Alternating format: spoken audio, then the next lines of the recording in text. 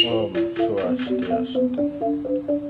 Perkenalkan, nama Titiang, Kadek Yuda Kartika, penyuluh non-PNS Ring Wilayah Kementerian Kabupaten Tabanan, Wilayah Binaan Kecamatan Temadek, Desa Mantap. Untuk kali ini Titiang akan menyampaikan materi singkat tentang pengertian tattoo.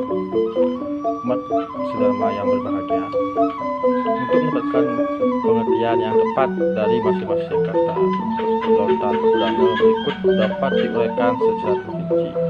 Menurut etimologi kata lontar, berasal dari gejala bahasa Matatetus, yaitu lontar dalam pohon lontar telah mengambil dan entar pohon entar yang diambil daunnya.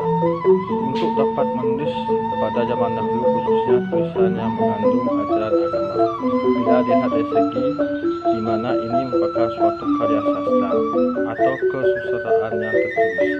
Kesusastraan atau karya sastra diciptakan oleh para pujangga yang terbesar dengan tulisan yang tertulis pada kertas atau lontar-lontar perjuler belakangan. Dalam kamus kecil Sanskerta Indonesia, kata siwa artinya baik hati, ramah, suka, memanfaatkan, menyenangkan, memberi banyak harapan, dan membahagiakan. Kata tattoo berasal dari bahasa Sanskerta, yaitu tat yang artinya itu, yang maksudnya adalah hakikat atau kebenaran. Dalam sumber lain, kata tattoo juga berarti filsafat agama. Maksudnya adalah ilmu yang mempelajari kebenaran dalam sedalam-dalamnya atau sebenar-benarnya tentang suatu, seperti mencari kebenaran tentang Tuhan, tentang Atman, serta yang lainnya, sampai pada proses kepada kebenaran tentang reinkarnasi dan karma baru. Ajaran tattoo bagi umat Hindu adalah merupakan inti daripada ajaran agama. Dengan kata tattoo, pengertiannya adalah kebenaran, kenyataan sebenarnya, sesungguh-sungguhnya, hakikat, sifat kodrat. Dalam ajaran tattoo, kebenaran yang dicari adalah hakikat Brahman atau Tuhan dalam segala sesuatu yang berkaitan dengan kemahakuasaan Tuhan, seperti yang disebutkan dalam buku Geologi Hindu. Kata tattoo berarti hakikat tentang tat atau itu, yaitu Tuhan dalam bentuk Nirguna Brahman. Perkataan dan penggunaan kata tat sebagai kata yang artinya Tuhan adalah untuk menunjukkan kepada Tuhan yang jauh dengan manusia. Kata itu dibedakan dengan kata idam yang artinya menunjukkan pada kata benda yang dekat.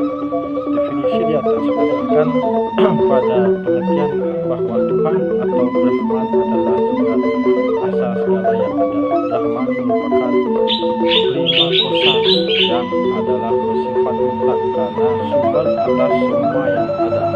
Tanpa ada Brahman, maka tidak akan mungkin semuanya ada.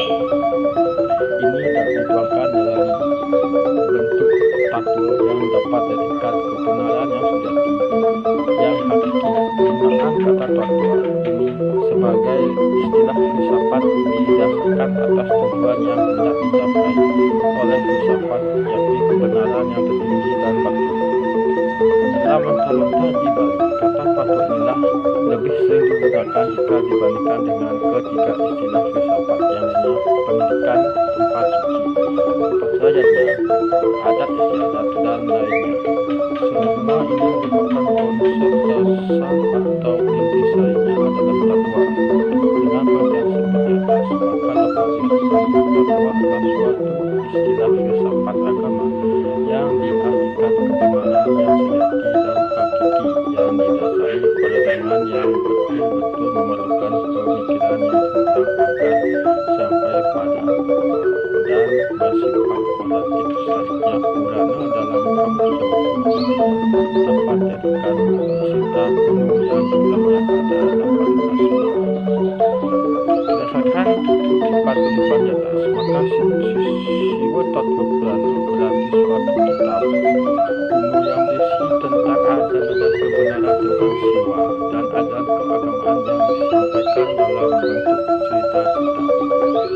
Bila dibandingkan dihubungkan dengan pengertian secara etimologi dan pengertian secara umum, kemudian dibagikan manusia tercantum dalam teks, maka ada terdapat unsur kesamaan antara semua dalam lontar sang adikbudi yang kedudukannya sebagai penghulu jabatan yang identik dengan Tuhan yang Maha Esa. Kata Siwa adalah istilah Sanskerta yang bentuk namun munculnya bermakna dewa dan Tuhan. Kemudian dihubungkan dengan ajaran sosial yang patut dipenuhi dan berkumpulan unsur-unsur keindahan yang tidak ditinggalkan, yang mana unsur-unsur keindahan itu sudah bersatu dengan pola kehidupan masyarakat ini, baik di bidang bahasa saja, adat istiadat, dan pelaksanaan upacaranya semuanya ini didukung oleh keindahan itu.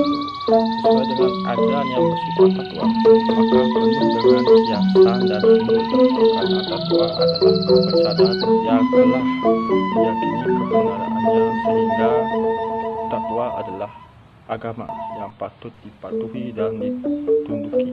Sifatnya seperti cerita, tapi kalau dikupas secara ilmiah bisa berarti atau memberikan arti yang dalam. Demikian sebuah pengertian takwa yang dapat saya sampaikan pada kesempatan ini. Semoga dapat menambah pemahaman kita. Semoga itu saja, bisa melimpahkan segala wala berkatnya. Akhir kata,